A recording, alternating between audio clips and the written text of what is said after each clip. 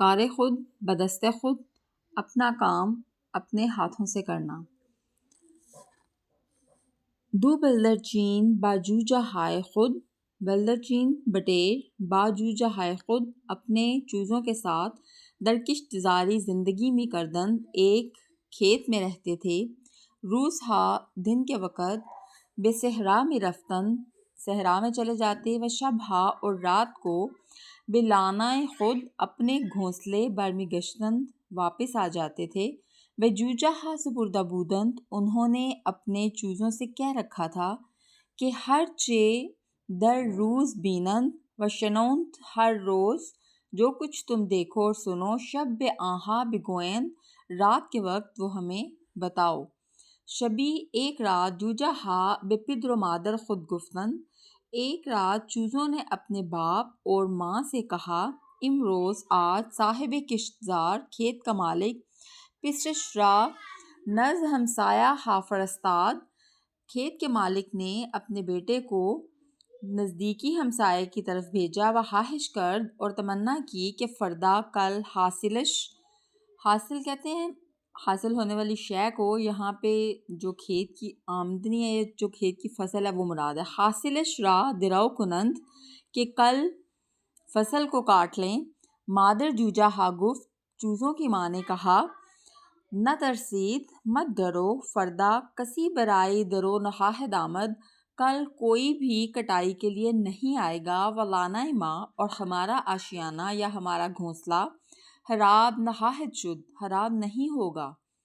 شب دوم دوسری رات جوجہ ہا گفتند، چوزوں نے کہا، امروز آج ہرچے برزگر و پسرش بے انتظار نشستند۔ آج دہقان اور اس کا بیٹا بہت دیر تک انتظار میں بیٹھے، کسی نعمت کوئی نہیں آیا۔ برزگر پسر را نزد ہویشان خود فرستاد۔ آج کسان نے اپنے بیٹے کو قریب کے رشتہ داروں کے پاس بھیجا۔ ہویشان خود اپنے رشتہ داروں کے پاس فرستاد بھیجا کہ خواہش کند اور چاہا تا فردا بے کمک آہاں بیاند، کہ کل وہ مدد لے کر آئیں، و باہم کشت را درو کنند، اور سب مل کر اکٹھے ہو کر کھیتی کو کاٹ لیں۔ مادر جوجہ ہا گفت، چوزوں کی ماں نے کہا، نہ ترسید، مت ڈرو، فردا ہم کسی نخواہد آمد، کل بھی کسی کوئی بھی نخواہد آمد نہیں آئے گا، و آشیانہ ما، اور ہمارا ٹھکانہ ہمارا گھونسلہ بے رجائی خواہد ماند، سلامت رہے گا۔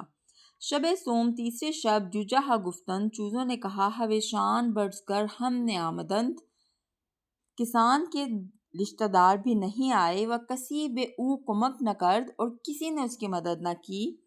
اما شنیدیم، لیکن ہم نے سنا کہ برزگر بے پسرش گفت، کہ کسان نے اپنے بیٹے سے کہا، دیگر نباید بے انتظار این و آں بمانیم، اب ہم اس اور اس کے انتظار میں زیادہ دیر تک نہ بیٹھیں گے۔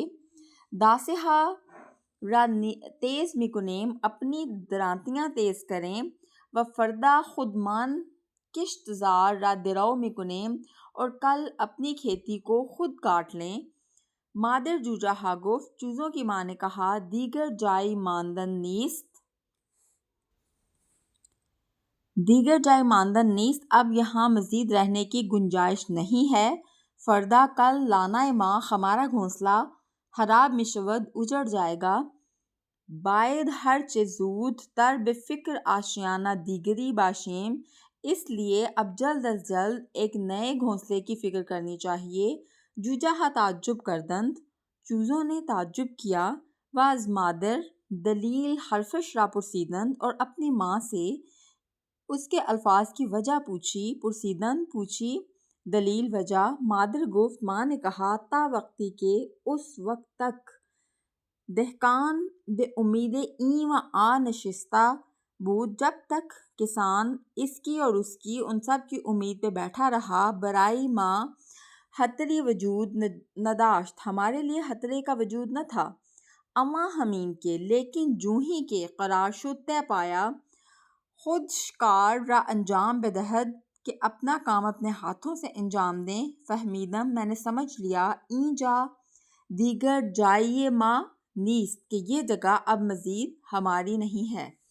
اس میں بچوں بہت ہی اہم پیغام پرندوں کے ذریعے ہمیں یہ دیا گیا ہے۔ رائٹر نے ہمیں یہ سمجھایا ہے کہ جب تک انسان کسی دوسرے کی مدد کی توقع میں بیٹھا رہتا ہے ہاتھ پہ ہاتھ رکھ کے اور کہتا ہے کہ میرا ہمسایہ یا میرا رشتہ دار یا میرا فلانا جاننے والا میری کوئی مدد کرے گا میرے کام میں، تو تب تک جو ہے اس کے کام لٹکے اور اٹکے ہی رہتے ہیں۔ لیکن جو ہی وہ اس بات کا پکا تہیہ کر لیتا ہے کہ میں اپنا کام خود کروں گا، میں اپنی درانتی تیز کر کے کل اپنے کھیت کی کٹائی خود کر لوں گا، تو اس کھیت میں رہنے والے پرندے بھی یہ جانتے ہیں کہ اب یہ کام ہو جائے گا، کیونکہ انسان نے کمر ہمت کس لی ہے۔